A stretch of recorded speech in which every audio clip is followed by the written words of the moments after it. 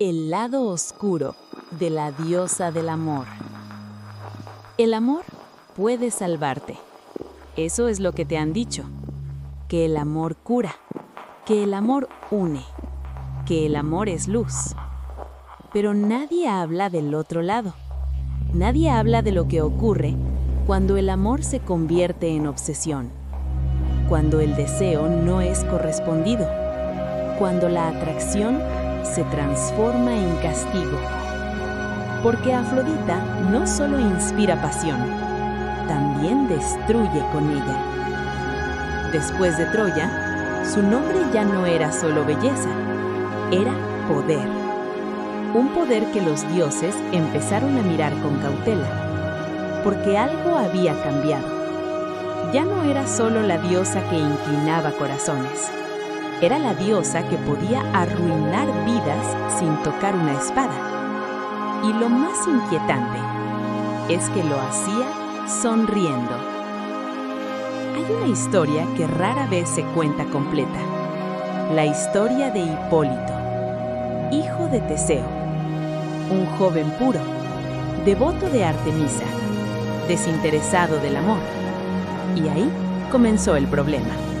Porque Afrodita puede tolerar muchas cosas. Puede tolerar traición, puede tolerar orgullo, puede tolerar competencia, pero no tolera el desprecio. Hipólito no la odiaba, simplemente no la necesitaba. Y para una diosa cuyo poder depende de ser deseada, eso es una amenaza. Así que decidió enseñarle una lección, no a él directamente. Eso sería demasiado simple. Eligió a Fedra, su madrastra, y sembró en ella un deseo imposible, un deseo prohibido, un deseo que Fedra jamás habría sentido por voluntad propia. Pero el deseo no pide permiso, solo entra. Fedra comenzó a deteriorarse. Primero fue inquietud, luego ansiedad, después obsesión, hasta que la culpa se volvió insoportable. Intentó resistir, intentó huir, intentó callarlo. Pero Afrodita no buscaba romance, buscaba demostración. Fedra confesó su pasión. Hipólito la rechazó, y en ese rechazo selló su destino. Fedra, consumida por vergüenza y desesperación, se quitó la vida, pero antes dejó una acusación. Dijo que Hipólito la había deshonrado. Teseo, furioso, maldijo a su propio hijo. Invocó a Poseidón, y el mar respondió. Un monstruo emergió. Los caballos del carruaje de Hipólito se descontrolaron. El joven fue arrastrado hasta morir. Afrodita no apareció. No necesitó hacerlo. El castigo ya estaba completo. Un joven que no respetó su poder, destruido. Una mujer que no pidió sentir, devorada por su propia pasión. Una familia quebrada. Ese es el lado oscuro.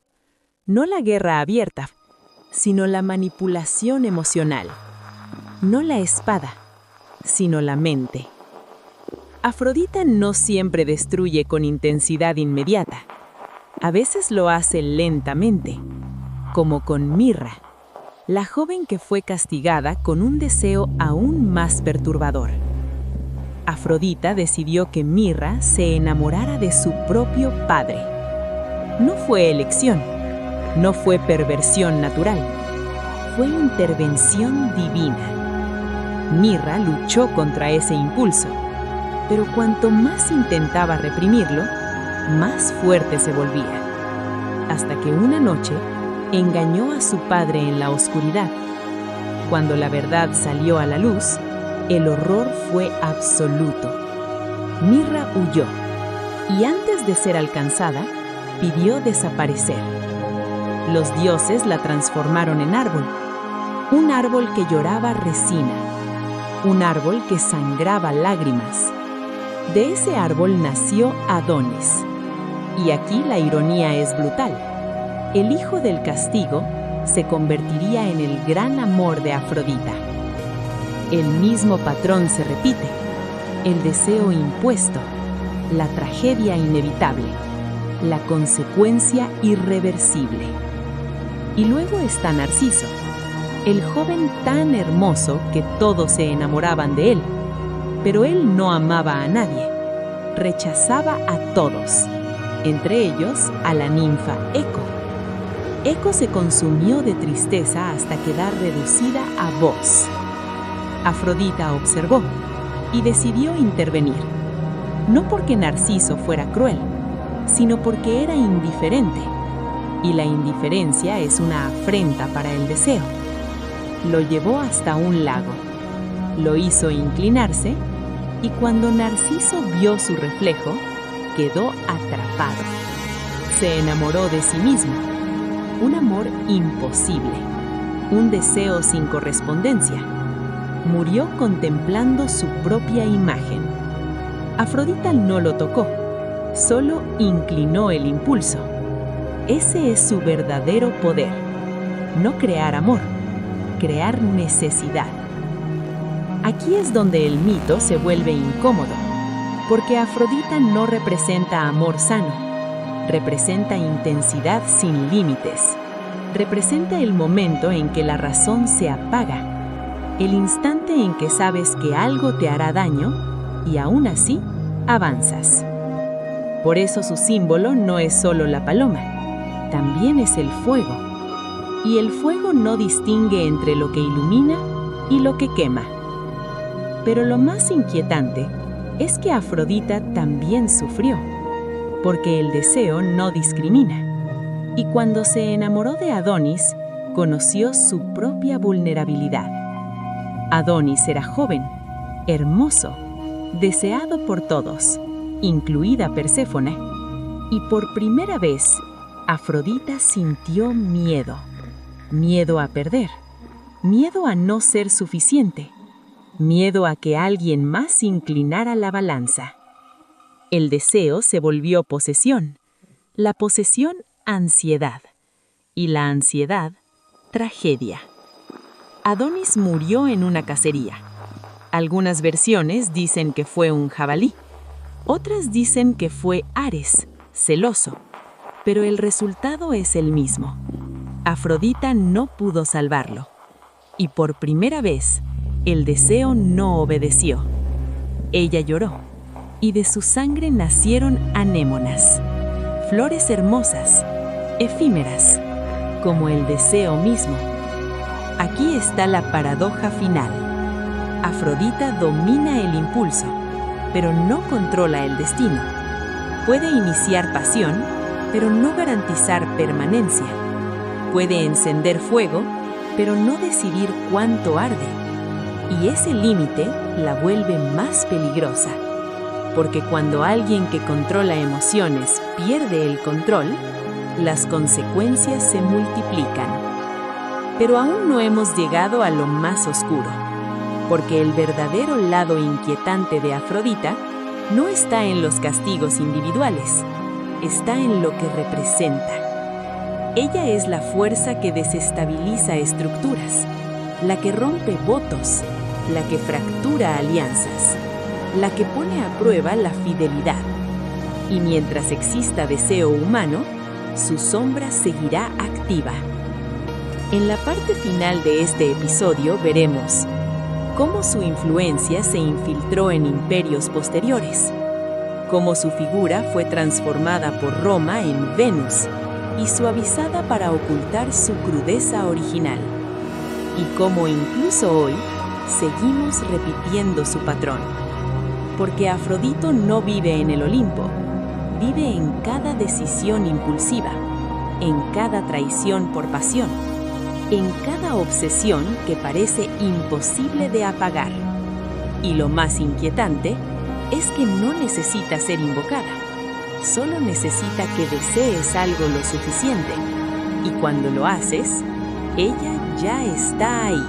El problema con Afrodita no es que provoque deseo, es que revela lo que ya estaba oculto, no implanta algo inexistente. amplifica lo que estaba dormido. Y cuando amplifica, no hay término medio. O construye algo inolvidable, o lo destruye todo. Después de Adonis, algo cambió en ella. No perdió poder, pero entendió algo que antes ignoraba. Incluso la diosa del deseo puede sentir abandono. Y cuando alguien que domina emociones experimenta pérdida, su reacción no es debilidad, es intensidad multiplicada. Afrodita no soporta la indiferencia, no soporta ser reemplazada, no soporta perder el centro. Y por eso su lado oscuro no es violencia directa, es desequilibrio emocional inducido. No necesita convertir a alguien en un monstruo, solo necesita empujarlo un poco más allá de su límite. Y los límites humanos son frágiles. Mira a Pasífae, reina de Creta, esposa del rey Minos. Minos cometió un error. Prometió a Poseidón sacrificar un toro divino, y no cumplió. Poseidón decidió castigarlo, pero el castigo no cayó directamente sobre él, cayó sobre su esposa. Y aunque esta historia suele atribuirse a Poseidón, muchas tradiciones vinculan el impulso inicial al dominio del deseo descontrolado. Pasífae fue consumida por una pasión irracional. Se enamoró del toro. No fue lógica, no fue elección, fue impulso desbordado. El resultado fue el Minotauro, una criatura nacida del deseo sin control, un monstruo encerrado en un laberinto. Y ahí tienes la metáfora perfecta. Cuando el deseo pierde estructura, crea laberintos, crea monstruos, crea secretos que deben ocultarse. Afrodita no construyó el laberinto, pero representa la fuerza que lo hace necesario. El deseo puede ser hermoso, pero también puede ser humillante. Puede elevar o puede reducirte a algo que no reconoces. Y ese es el patrón que se repite. Cuando alguien se burla del amor, cuando alguien lo desprecia, cuando alguien presume estar por encima del impulso, Afrodita responde. No con rayo, no con terremoto, con vulnerabilidad expuesta. Te hace desear lo que no puedes tener. Te hace amar lo que te dañará. Te hace perseguir lo que te destruirá. Y cuando finalmente lo entiendes, ya es tarde. Pero el lado más inquietante no está en los mitos antiguos, está en lo que representan. Afrodita es la personificación de algo que sigue existiendo. La necesidad de validación, el hambre de ser elegido, el miedo a no ser suficiente. Por eso su símbolo es belleza, pero no cualquier belleza. La belleza que provoca comparación, la belleza que genera competencia, la belleza que despierta inseguridad. Cuando Eris alzó la manzana dorada y escribió, para la más bella, no solo inició una guerra, activó la comparación. Y la comparación es el combustible más poderoso del deseo. Porque no basta con ser amado, queremos ser el más amado. No basta con ser deseado, queremos ser el más deseado. Ahí está su sombra, no en el romance, en la rivalidad. Afrodita no necesita aparecer físicamente. Su presencia se siente cuando alguien se obsesiona con una imagen, cuando alguien mide su valor según cuánto lo desean, cuando alguien compite por atención. Ese es su legado moderno. No está en templos, está en espejos, en inseguridades, en decisiones impulsivas y en relaciones que comienzan como fuego y terminan como ceniza. Pero incluso en su oscuridad, hay algo fascinante. Afrodita no es maldad pura, es intensidad pura. Y la intensidad sin conciencia puede ser devastadora. Ella no obliga a traicionar, solo hace que la traición parezca inevitable. No fuerza a abandonar, solo hace que quedarse parezca insoportable. No empuja a la obsesión, solo hace que el deseo se sienta urgente. Y lo urgente suele derrotar a lo racional. Aquí está la diferencia fundamental. Atenea representa estrategia. Hera representa poder estructurado. Artemisa representa independencia. Afrodita representa impulso. Y el impulso es el único que puede romper cualquier estructura. Por eso es tan peligrosa. No necesita plan, no necesita permiso, solo necesita una grieta emocional. Y todos tenemos grietas, incluso Zeus, el rey del Olimpo, el que lanza rayos, el que impone orden. Fue manipulado por Deseo innumerables veces, y muchas de esas historias son ecos del dominio de Afrodita, porque el poder político puede gobernar ciudades, pero el deseo gobierna decisiones privadas, y las decisiones privadas terminan afectando imperios. Troya es el ejemplo más famoso, pero no el único. Lo más perturbador es que Afrodita no desaparece cuando el deseo termina. Permanece en la consecuencia, en el arrepentimiento, en la culpa, en la nostalgia. El deseo cumplido no siempre trae paz, a veces trae vacío, y ese vacío es parte de su territorio, porque cuando el fuego inicial se apaga, muchos no saben qué hacer con las cenizas. Y buscan otro fuego, y otro, y otro. Ese ciclo también le pertenece. Afrodita no es amor eterno, es chispa, es magnetismo. Es el momento previo a la decisión irreversible. Es el segundo en que eliges el impulso sobre la lógica. Y ese segundo puede definir años, puede definir destinos, puede definir guerras. Pero aquí está la pregunta final. ¿Es ella realmente la villana? ¿O simplemente personifica algo inevitable? Porque sin deseo no habría unión. Sin deseo no habría vida. Sin deseo no habría movimiento. El problema no es el fuego, es no saber manejarlo. Y quizá ese sea el mensaje oculto del mito. Afrodita no destruye por capricho.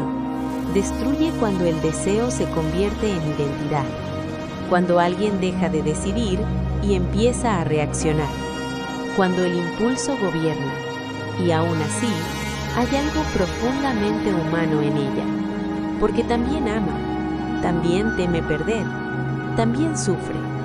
No es fría, es intensa, y la intensidad siempre camina cerca del abismo. En la parte final de este guión, veremos el cierre definitivo. Veremos cómo su figura fue transformada en Roma como Venus, cómo el mito fue suavizado para ocultar su brutalidad original, y cómo, a pesar de los siglos, su arquetipo sigue moldeando decisiones modernas. Porque Afrodita no terminó en la antigüedad, sigue viva, en cada historia de pasión, en cada ruptura devastadora, en cada obsesión silenciosa y en cada vez que alguien dice, sé que no debería, pero no puedo evitarlo. Y cuando eso ocurre, su sombra sonríe. Con el paso de los siglos, algo curioso ocurrió. Afrodita cambió de nombre. En Roma la llamaron Venus, y con ese nuevo nombre suavizaron su historia. La hicieron más elegante, más maternal, más símbolo de fertilidad que de intensidad. El imperio necesitaba estabilidad. No podía permitir que la diosa del deseo fuera vista como una fuerza descontrolada. Así que la transformaron, la pulieron, la volvieron emblema de belleza ideal. Pero el núcleo nunca desapareció, porque puedes cambiar el nombre de una fuerza, pero no puedes borrar lo que representa.